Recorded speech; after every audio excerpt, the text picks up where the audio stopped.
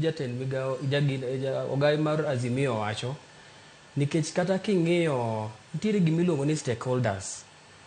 Romo chaka ni wache kaka idwa ng'i judiciary mondo deliver justice ne Kenyans. No ken mondo gin ji ariyo giwinjre gibedo osiep. En mar delivery to Kenyans. Koro nitiere jomiluongo ni stakeholders. Emomiyo kata king'iyo iluongo ni Judicial Service Commission monego bed ni ema in charge of justice to Kenyans. Nitie composition ne kako keti. Yudo ka Attorney General ni kacha to represent president. Nitiere ng'ama represent civil service. Nitiere ng'ama represent nyaka raia iye kacha.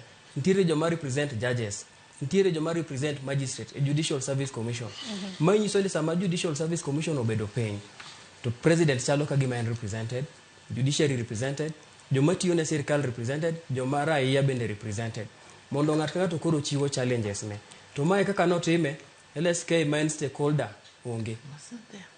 LSK onge. LSK bende inyalo paro Eric Theuri bende nosekwedo romo mar ogai mar doho gi jatend piny. En be nosekwero nikech mano en romo mar individual interest.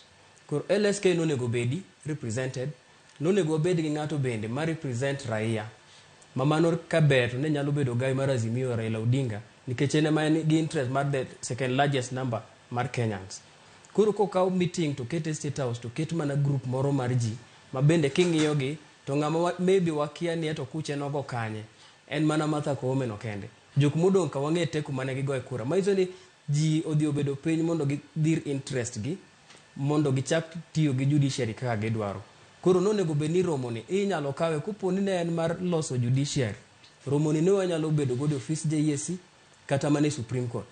To jite ma stakeholders mar justice nikech raia be ma court serve mondo no bed represented. Don koro ose ne gisero mikar jot mar jatend piny Kenya singo bende gisechwalo. Koro we warita na singo ponono ni jong'ad bura ibro bed ka indiko kata oyo bende